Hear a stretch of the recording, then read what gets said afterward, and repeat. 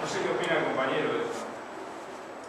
Yo creo que viejos vamos a estar todos en el mismo momento, así que... Vale, Cuando digo, no importa que se mueran los viejos, me refiero a todos nosotros que algún día todos vamos a ser viejos. Cuando dije anacrónica me refiero a que hoy, en ese momento no era anacrónica, hoy en día el ALCA, por eso está la Alianza por el Pacífico. Hoy no se podría pensar en el gobierno estadounidense queriendo avanzar sobre, no sé, la unión aduanera o del levantamiento de la arancel como un gobierno popular o revolucionario como tenemos en Sudamérica. Pero te lo cambian, pero de un día para el otro te lo vuelven a poner. Sí, no. Ese es el tema que quiero que pero por eso está la Alianza por el Pacífico, que Claro. es otra táctica, diferente al ALCA. Pero por el momento, porque si cambian las condiciones, nuevamente volvemos con lo mismo.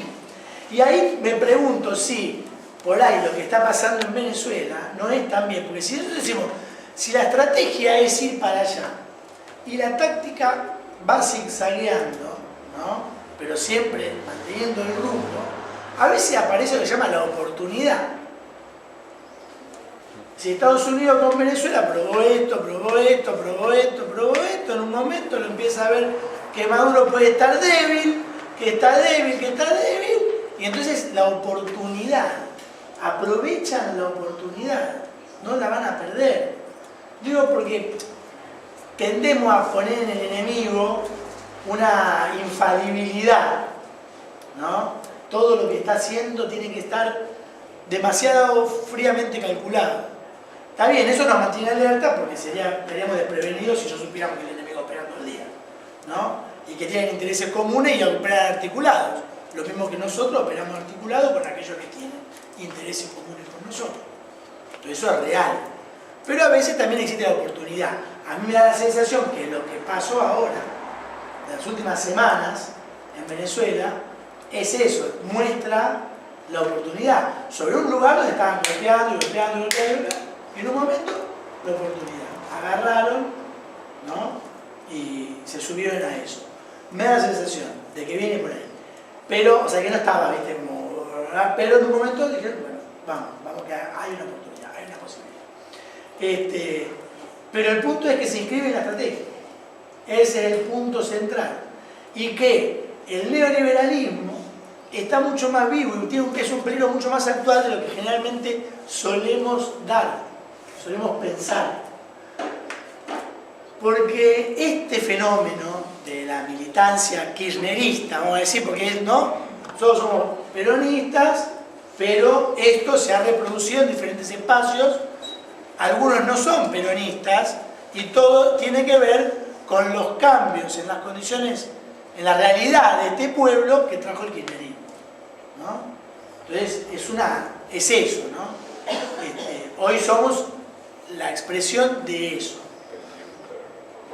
Pero mientras ellos pudieron comunicar y apasionar a las nuevas generaciones que serán los tipos que lúcidamente, los hombres y mujeres que lúcidamente van a sostener nuevos gobiernos, el avance de los pueblos, la resistencia cuando sea necesario, ¿no? Van a sostener, ¿no? Esto.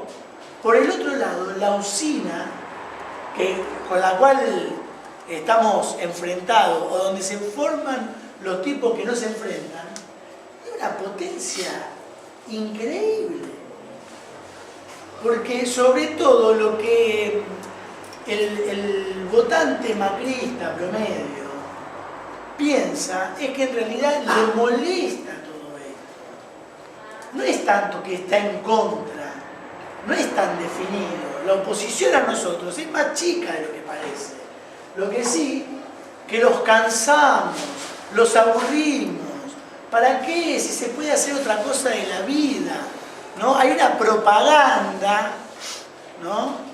Que nos deja bastante afuera, y que eso es una máquina, que creo que es la gran máquina que va reproduciendo y va formando soldados dentro del otro campo.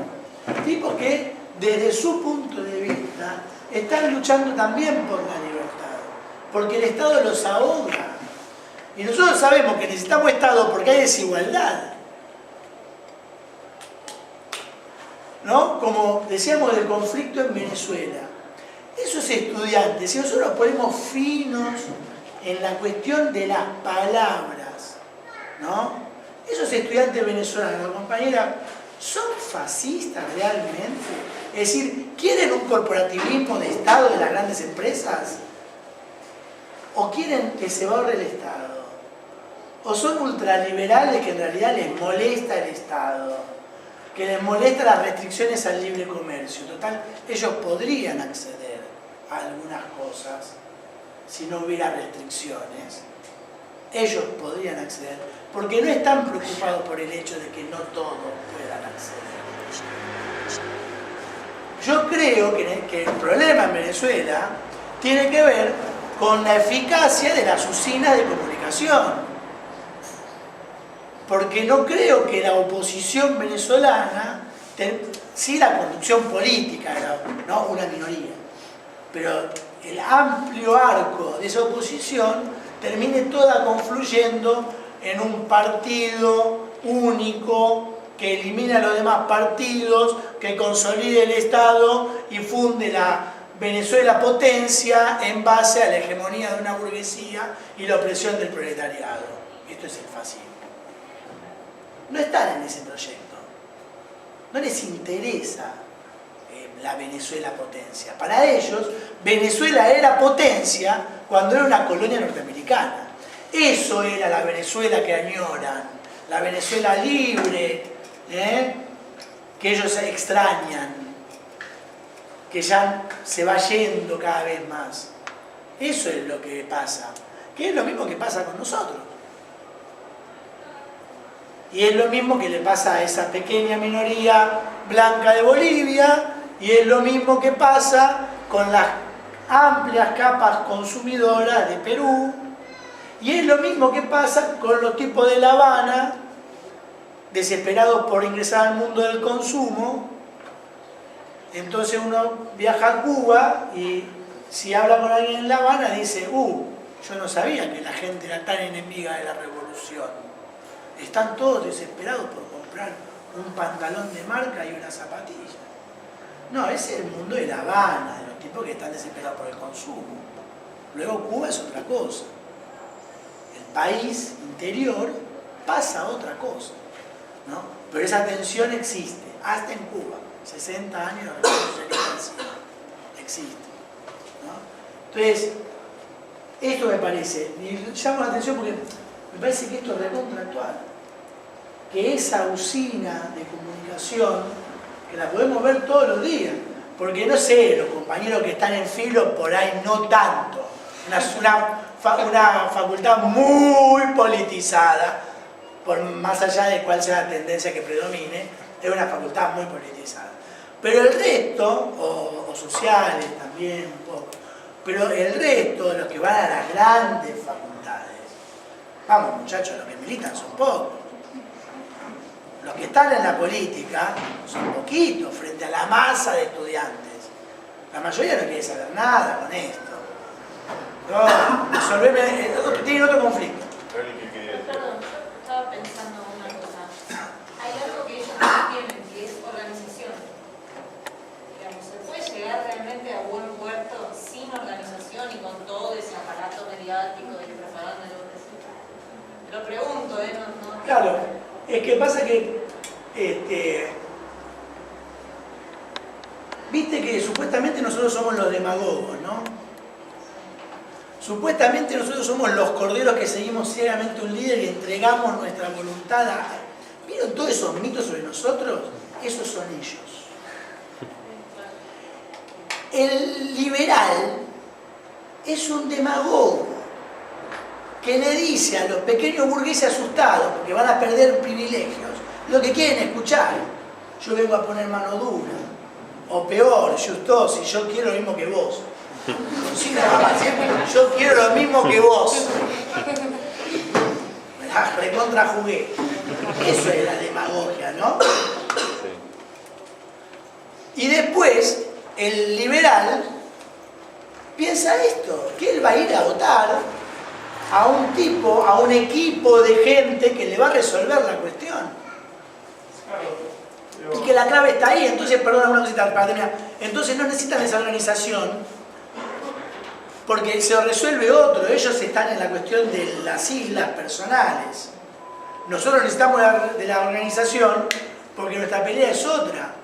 No es solamente cambiar algunas cuestiones del Estado, del gobierno o de para quién se gobierna, sino además crear organización popular para que desde la base circulen cosas hacia arriba, para que la señora del barrio pueda venir y decir, ¿cuándo saco el turno del documento? Sí, acá, eso nos preocupa a nosotros. A ellos no les preocupa. Mariano, Aparte que quería todo hablar algo, necesita chicos. la organización necesita este tipo de movimientos políticos que son corrientes contraculturales. Pero ellos tienen, digamos, tienen lo que brinda una organización.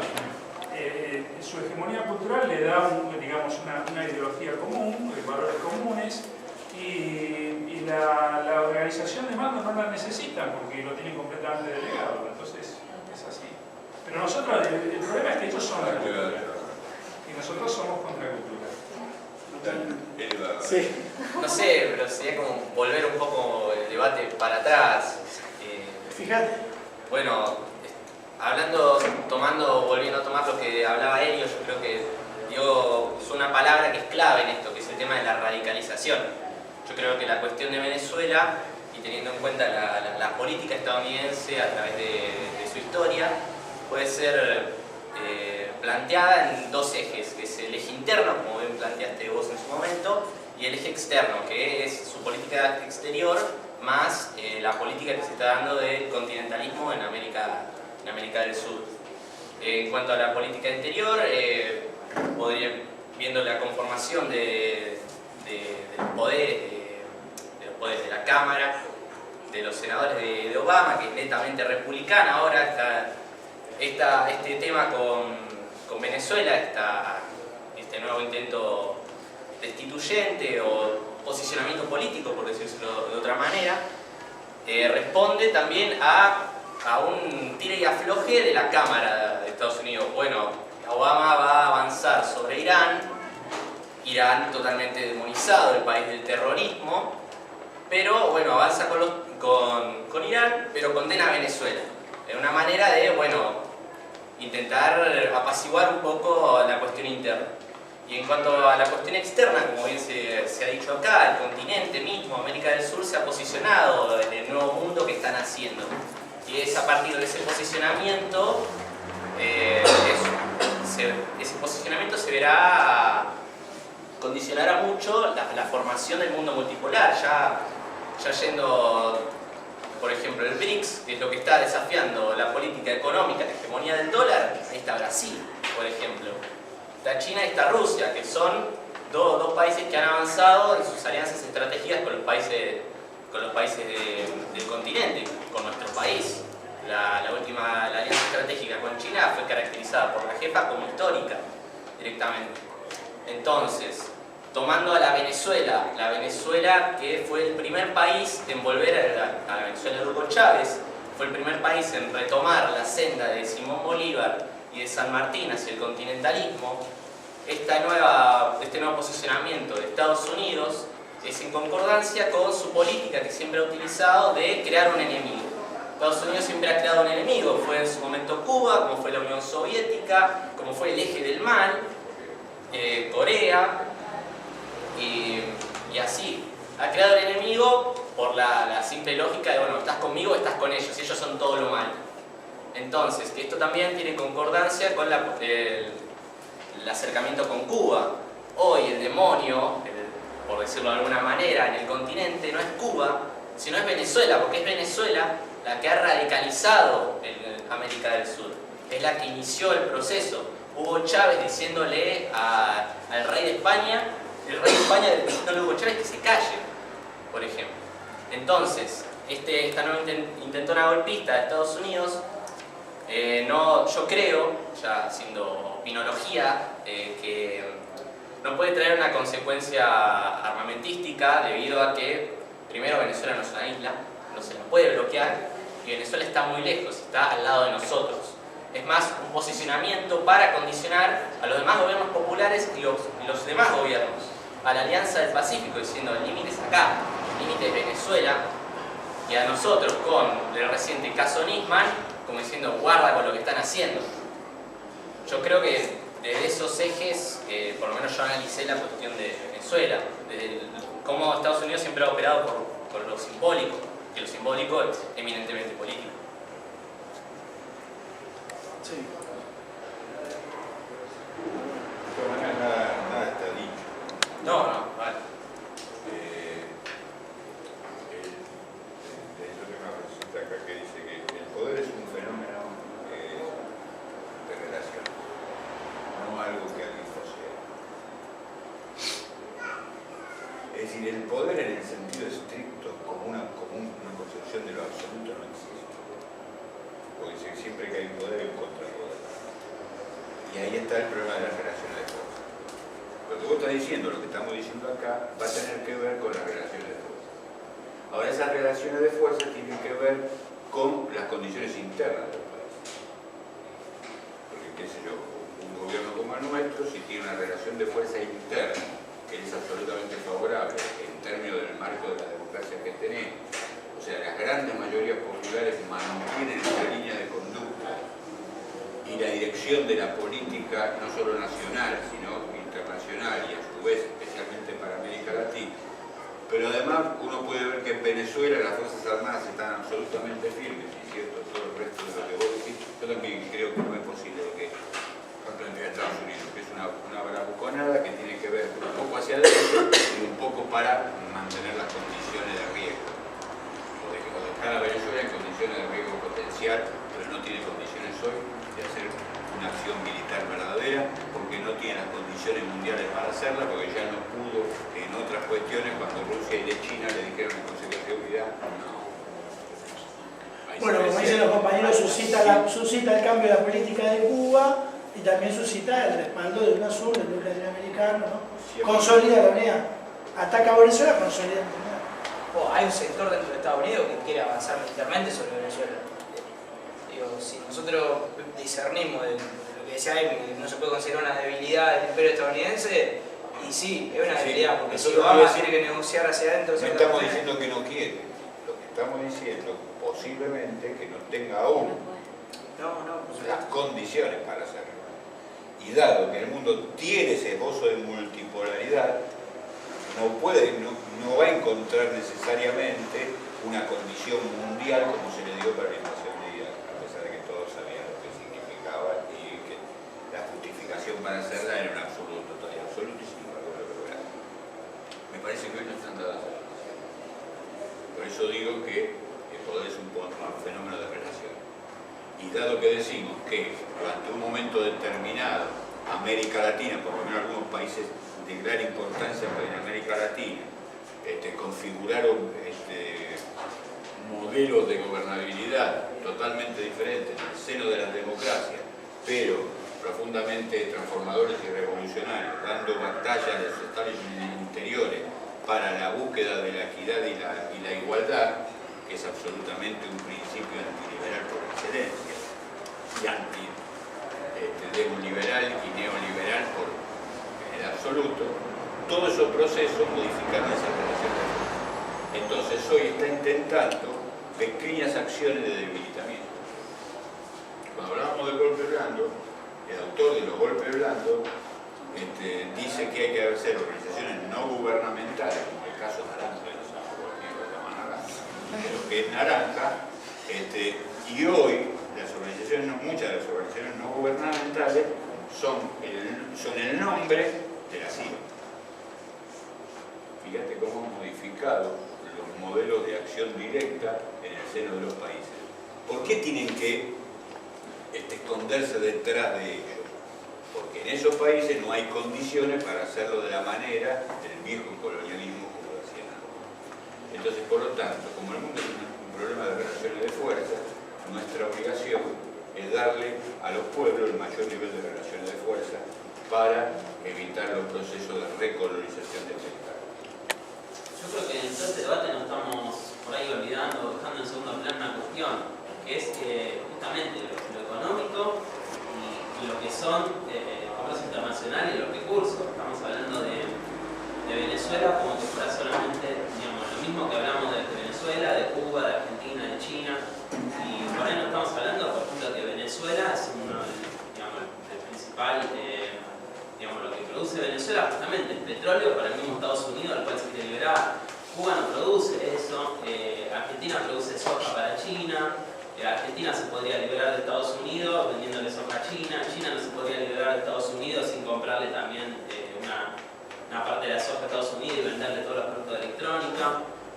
Dentro de esto que hablamos del poder, por ahí creo que también hay que tenerlo presente, porque digamos, hablamos de por ahí de liberar Venezuela, pero digamos, si Venezuela se quiere liberar totalmente de Estados Unidos, si quiere hacer una alianza con América Latina, como mínimo tenemos que comprarle a Venezuela todo el petróleo que le vende a Estados Unidos, como mínimo, y proveerle todos los productos elaborados que Venezuela importa de Estados Unidos. La misma cuestión pasaría con Cuba.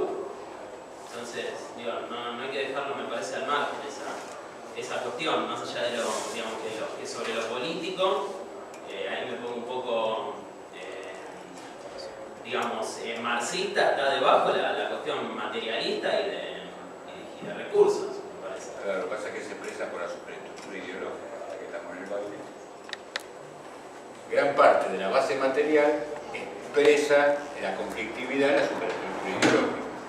Porque si vos ves una Argentina que tiene un nivel de desarrollo como el que todos aceptamos que tiene, que va hacia la reindustrialización, etcétera, etcétera, etcétera, que es por sustitución de importaciones, con reforzamiento del mercado interno, hacia la equidad, la igualdad, la incorporación de los sectores sociales excluidos durante el neoliberalismo, la contamos toda. Sin embargo, vos tenés una reacción a la superestructura ideológica que la justicia, porque además tiene como componente que es la retaguardia estratégica del terrorismo de Estado, quedó ahí como retaguardia estratégica.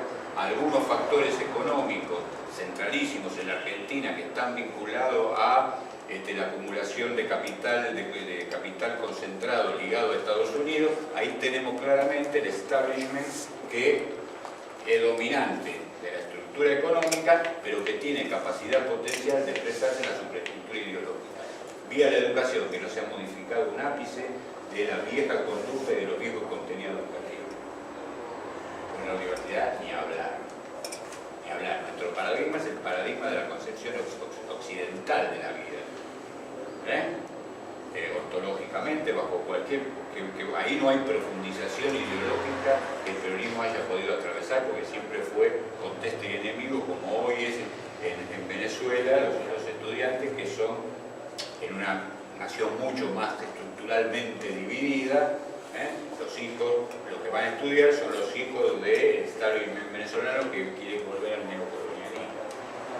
Por lo tanto, si en Venezuela vos ves que hay un proceso revolucionario con el ejército profundamente revolucionario, con los sectores populares perfectamente encuadrados en la concepción de lo que puede ser el chavismo, que es la representación del proceso histórico de Venezuela, y hay allí adentro una lucha entre los dominantes y los dominados. Es cierto que la estructura económica de Venezuela demanda el petróleo.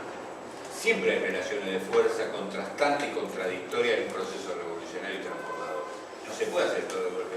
Sino, ¿quién me explica por qué Ecuador sigue teniendo el dólar como moneda? No puede salir todavía de eso. Llegará el momento.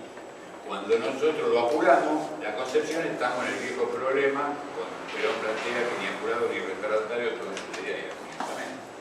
Esa es nuestra dificultad. Entonces, perdón, ahí yo quiero pero es cierto lo que vos decís. Quiero ensayar una síntesis acá.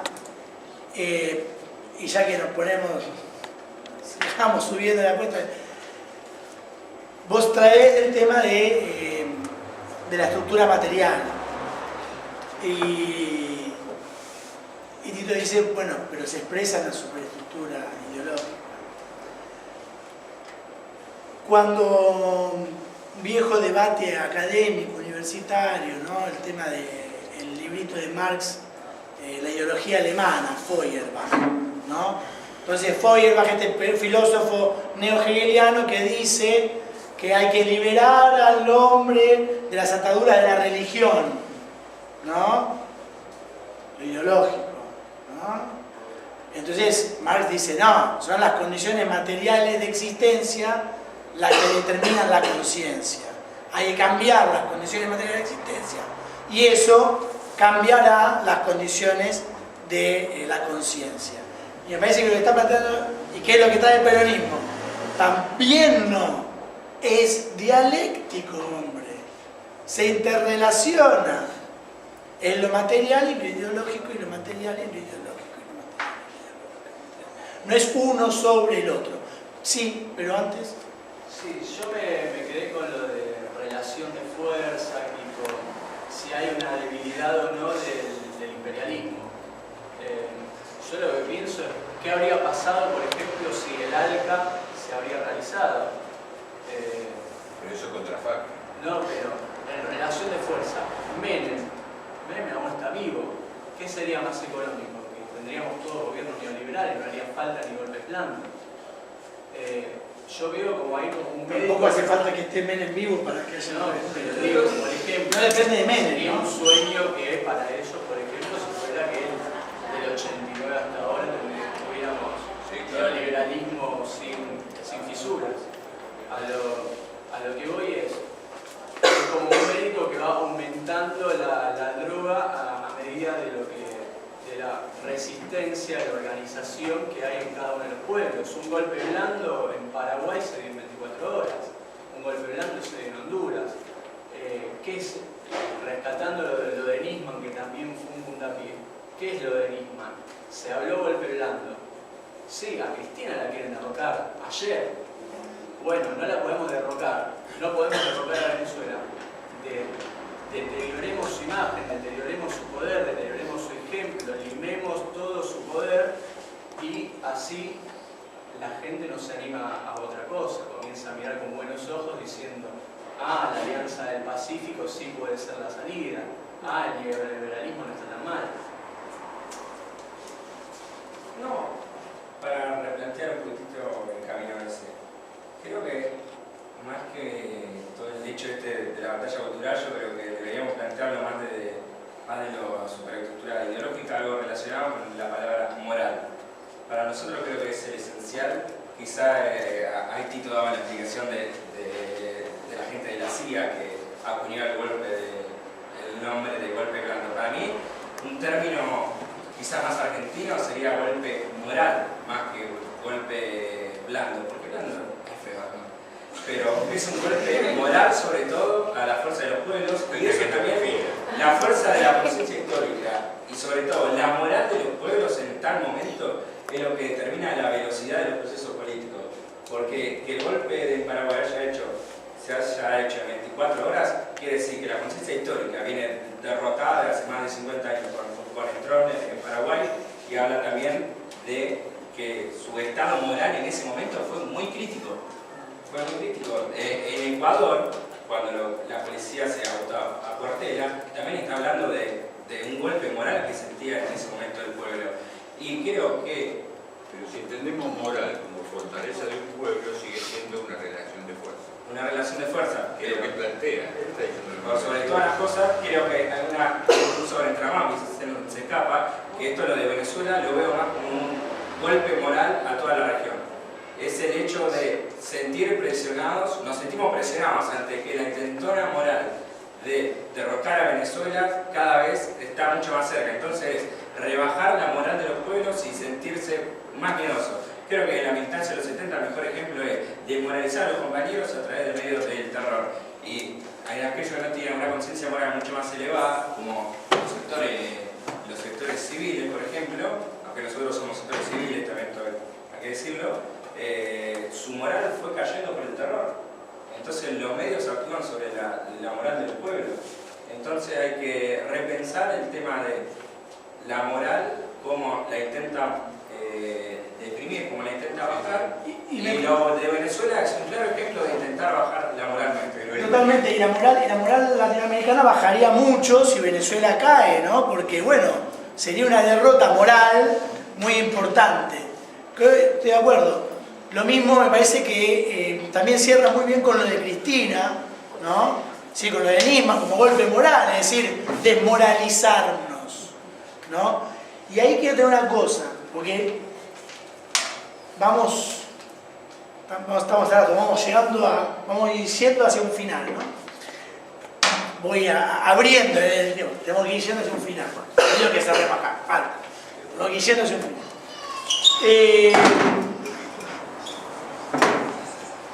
Yo llamaría este año de formación política el año jaurechiano. Tenemos todos que leer a Jaureche. A Jaureche, sí, a Jaureche. ¿Por qué a Jaureche? Vaya y lea.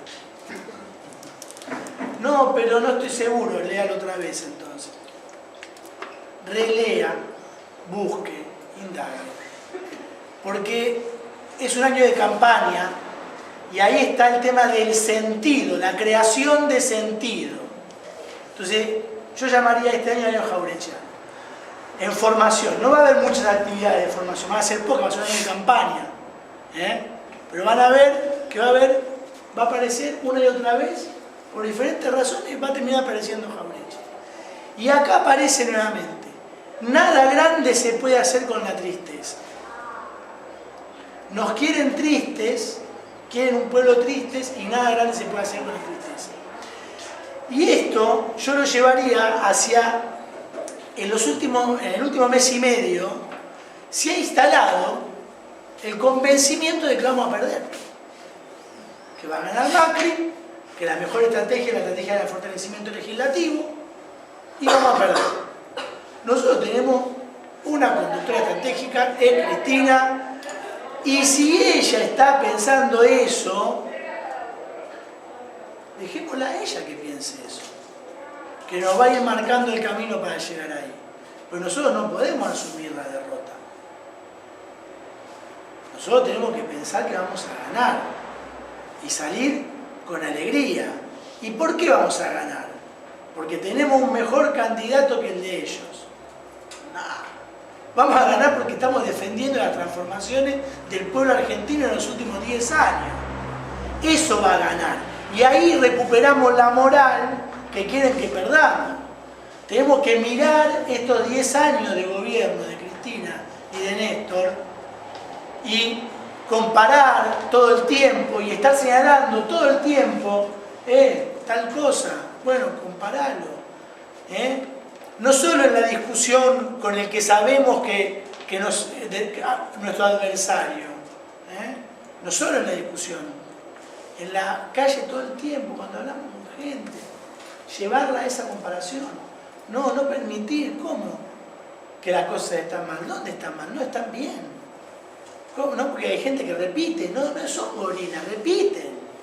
Porque están desmoralizados por la televisión, están desmoralizados y repiten, ¿no? Entonces nosotros tenemos en este año muy importante que recuperar la alegría, el convencimiento.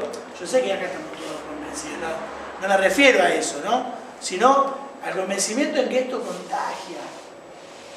Que vamos a contagiar porque estamos diciendo la verdad. Estamos diciéndole a cualquiera lo que puede constatar en su propia vida. ¿Cómo está tu familia? Los últimos 10 años, ¿cómo estaba hace 10 años? ¿Cómo está ahora? ¿No? Sí, es toda una mierda. ¿Cuántas veces viajaste en los últimos 4 años? Este verano, que era toda una mierda, que se iba todo al carajo, yo nunca, no vi, hace muchos años que no veía, tantas persianas bajas cerradas por vacaciones. Los negocios cerraban por vacaciones. Eso no pasaba hace un montón. Mirá la pavada que te digo, No pasaba hace un montón que cerraran por vacaciones. No, las vacaciones me quedo a una guardia, pago algo, invento, mando a los pibes. Pero hay que seguir facturando porque, ¿no? Ya que estamos un tanto internacionalistas y probablemente más le voy a decir que Gramsci decía, uno no puede quejarse por lo que haga el enemigo, porque lo propio del enemigo es hacer daño. Digo, si todas las acciones del enemigo nos moralizan, ya que estamos moralistas, en ese sentido, nosotros la verdad que tenemos que fortalecer nuestro cuadro. Entonces vivimos como quejándonos de lo que hace TN, cuando en realidad uno no puede pedirle otra cosa al faro, digamos, comunicacional del campo enemigo. Y como esto es relaciones de fuerza, nuestra obligación es estar moralmente muy fuerte porque tenemos claro, para eso hacemos esto, y discutimos entre todos, Y esa claridad nos fortalece de tal manera que salgo a arrasar en todas las discusiones habidas y por haber que tenga en el campo de desarrollo en el que me muevo. Para mí, la clave del cuadro es su fortaleza ideológico, política y su moral. Porque la clave del enemigo es desmoralizar. Es igual que la guerra, muchachos. Para eso hay que leer a Jauretche, me parece muy bien, pero leer a Perón, apunte de historia militar también es muy útil para entender y saber cómo moverse estratégicamente en el campo que se mueve. Por supuesto que lo del enemigo desmoralizar, que claro, ¿por qué no va a ser verdad? A ver si manejo un poquito. Quizás no manejo un poco las categorías de análisis que ustedes sí, porque ya llevan como un proceso formativo. A mí me formó Chávez y de alguna forma nosotros siempre hablamos como algunos hechos, también en mi caso porque soy periodista, entonces eso, uno suele hablar como con las cosas que ha visto y que ha leído, más que con las cosas que quizás ha pensado o analizado. Con relación al golpe suave, al golpe blando, que es lo que hemos venido hablando, el año pasado, para consulta de todos, hay un trabajo en la Agencia Venezolana de Noticias que habla precisamente sobre esto, que de hecho ganó el Premio Nacional de Periodismo en Venezuela, y es un seriado que tiene 5 trabajos. El último habla sobre Venezuela y describe de alguna forma cómo ha sido la injerencia evidente y no tan evidente en Venezuela. Entonces,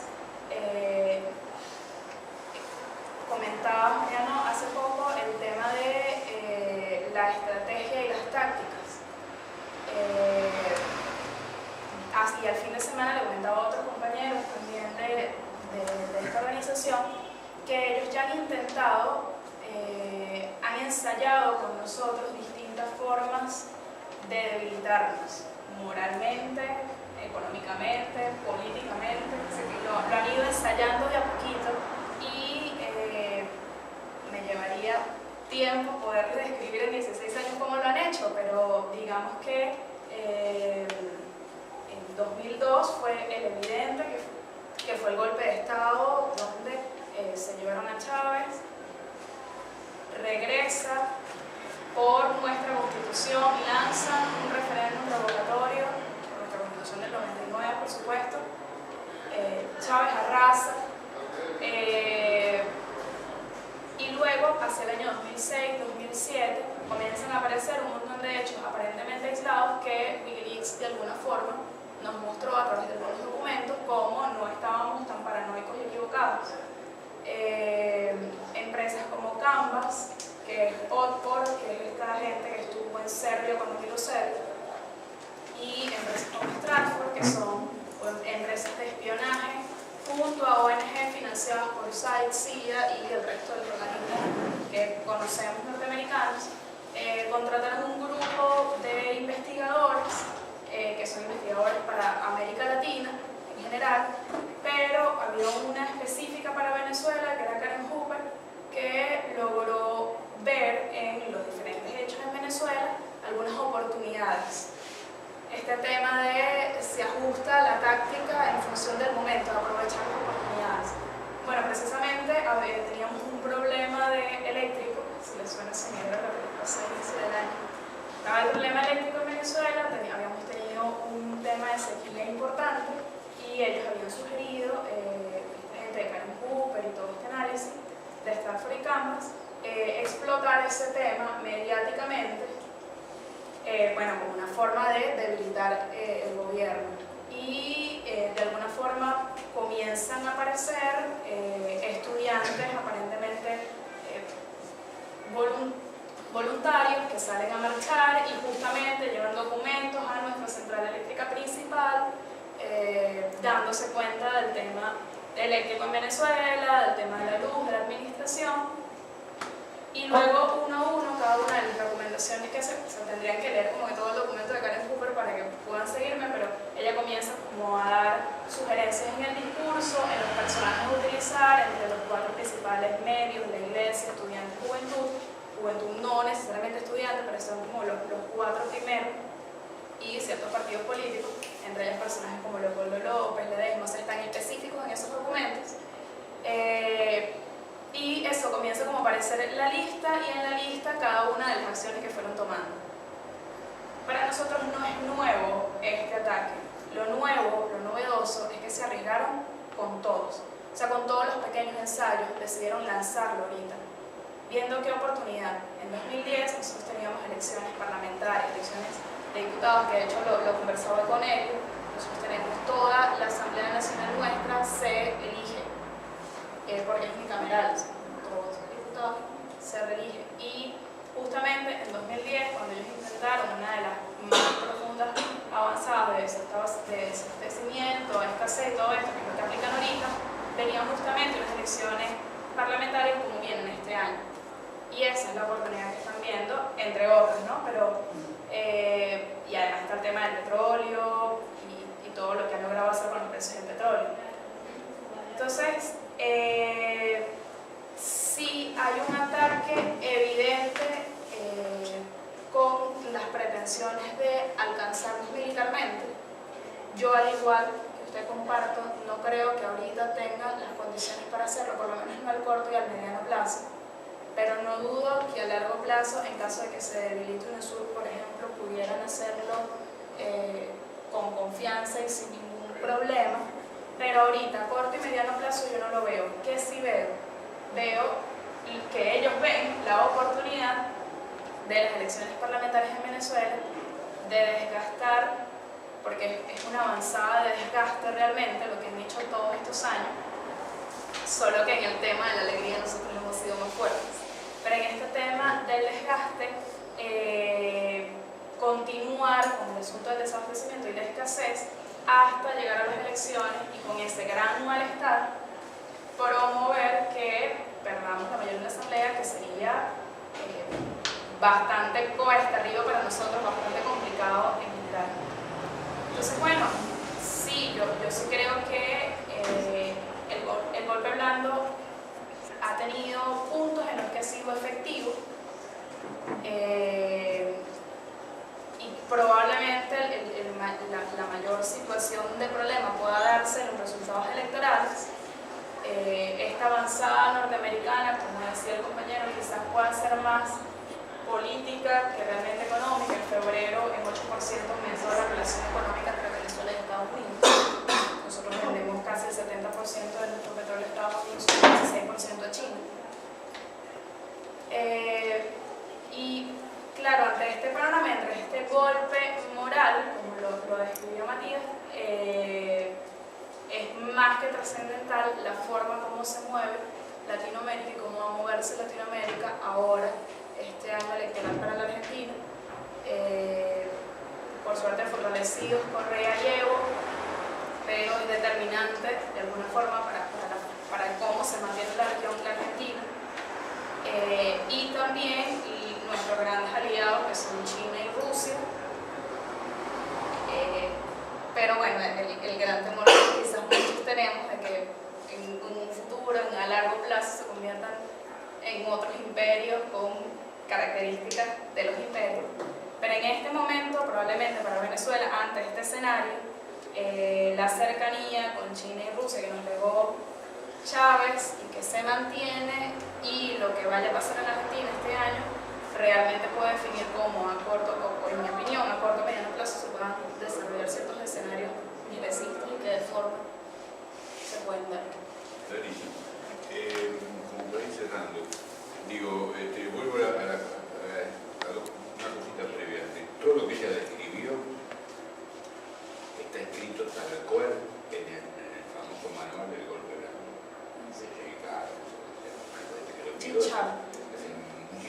Tal cual. En algunos lados algunas cosas son más efectivas, en otros no, eso lo tienen perfectamente estudiado. Punto. Ahora, la imposibilidad o apenas el triunfo de algunos aspectos, pero no como totalidad de golpe, se ha podido producir por una sola muy única cuestión y nada más: los pueblos. Y en el caso de Venezuela, los pueblos y el ejército, que ha sido un viejo paradigma. El peronismo es producto alguna manera de un emergente nacional del ejército argentino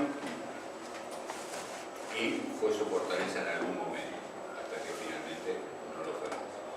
Pero la base clave de todos estos procesos son los pueblos. Ahora, los pueblos necesitan de los cuadros políticos, insisto con esto, de los cuadros intermedios de sus conducciones estratégicas.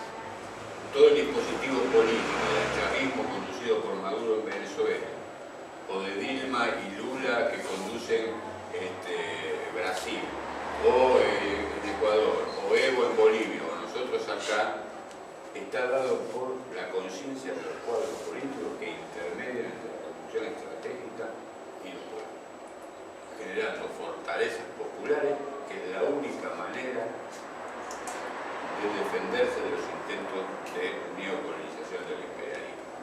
Porque como tienen graves imposibilidades de usar la fuerza y la violencia mano militaria, hoy esas condiciones no son favorables a nosotros. Si no, ya no estaríamos.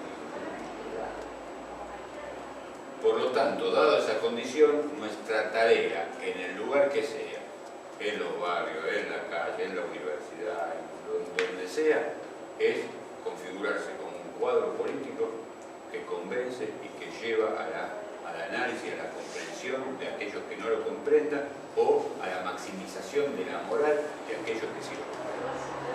Esa es la tarea de cada uno de nosotros y por lo tanto se transforma en la tarea de la organización. Vamos a seguir donde haya que estar bajo la conducción estratégica de Cristina Fernández. Pero nuestra tarea individual y como organización es esa: fortalecer la conciencia de los otros. Porque nosotros, como dice Cristina, la patria es el otro, es ese otro. Es una diferencia extraordinaria que algún día vamos a hablar con el pensamiento filosófico occidental. Con el pensamiento filosófico occidental. Para el pensamiento filosófico occidental, para cerrarlo un poquito, el otro no existe, el otro es negado. Por eso hay imperialismo y hay dominante. El dominante es negado, no existe, no es ser, no tiene importancia, no existe. Nosotros, en cambio, creemos que el otro existe, que somos de alguna manera el otro, por eso construimos un colectivo social, por eso la comunidad organizada. Así que me parece que acá está el rol político y militar de cada uno de nosotros, sin queja. Porque recuerden que lo propio de